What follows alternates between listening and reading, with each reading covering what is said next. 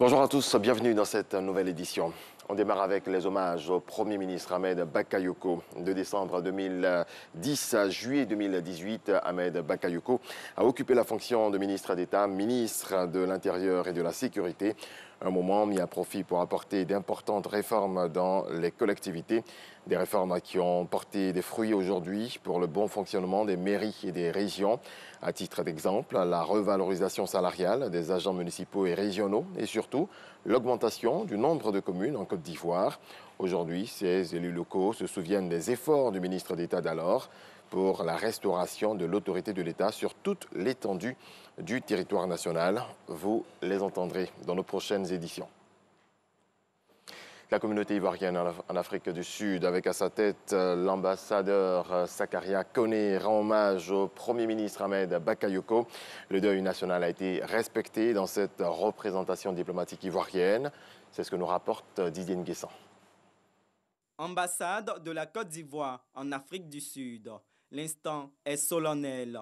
Son Excellence Sakaria Koné, entouré de ses collaborateurs, assiste à la mise en berne du drapeau ivoirien en présence de la communauté ivoirienne en Afrique du Sud.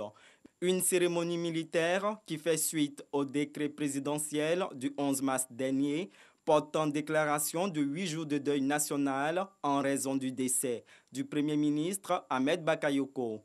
Sur l'hymne national, l'abidjanaise, le drapeau est d'abord hissé en haut du mât. Ensuite, il est abaissé à mi-hauteur et hors d'atteinte. Symbole de deuil, la mise en berne du drapeau intervient en cas d'événement tragique. Elle est exécutée aussi bien sur le territoire national que dans les représentations diplomatiques. 2 cas d'effondrement d'immeubles en un mois dans la commune de Cocody, dont un avec une dizaine de pertes en vie humaine. Le ministre de la Construction, du Logement et de l'Urbanisme, Bruno Namagné-Koné, était sur les lieux de ces 2 sinistres ce lundi 22 mars 2021.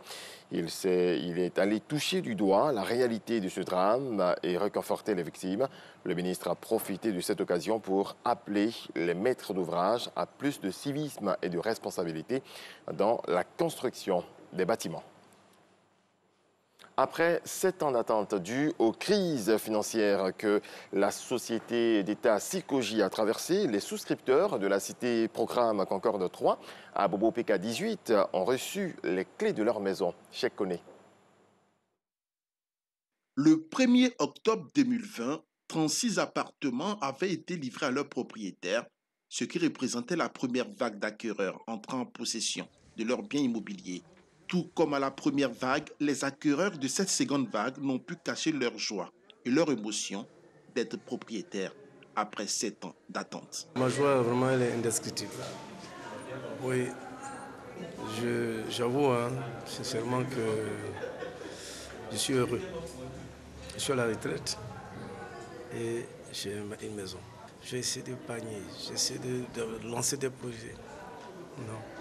Donc je me suis dit que le moment n'était pas arrivé de chercher à acquérir une maison. Et c'est quand j'ai fini de travailler, j'ai arrêté de travailler et que Dieu a permis que je puisse avoir l'appartement. Je félicite mon mari d'abord qui m'a offert une grande maison. Un toit à Abidjan, c'est pas facile.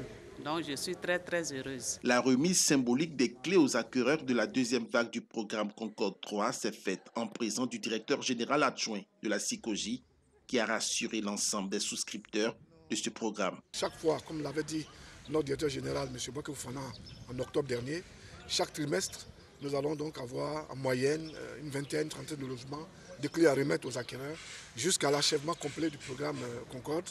Le programme Concorde 3 est un ensemble de 376 logements repartis dans des triplex et des immeubles R+4. Il est situé dans la commune d'Abobo, au quartier PK18, sur la route d'Anyama. Lutte contre le travail des enfants dans les plantations de cacao. L'ONG Les Amis de San Pedro, qui fait la promotion du cacao ivoirien en Europe, sensibilise les producteurs.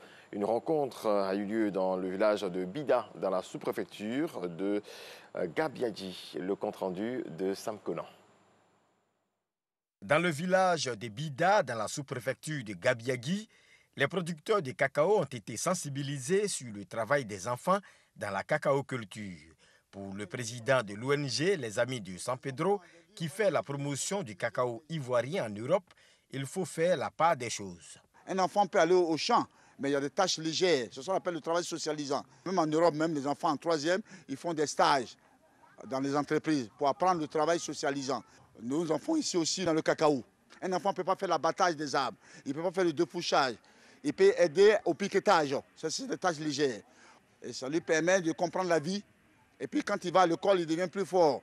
Parce qu'après, il peut être l'héritier de la plantation de son papa pour pouvoir pérenniser le cacao.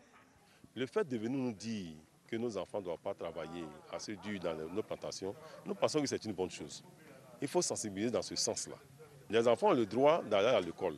Le cacao ivoirien, de la pépinière à la fabrication du chocolat, en passant par la cueillette, l'écabossage et le séchage, un film documentaire retraçant le processus présenté aux élèves qui ont eu l'occasion de déguster du chocolat et de recevoir des ouvrages. La Côte d'Ivoire aujourd'hui est en phase de transformation de sa masse de cacao.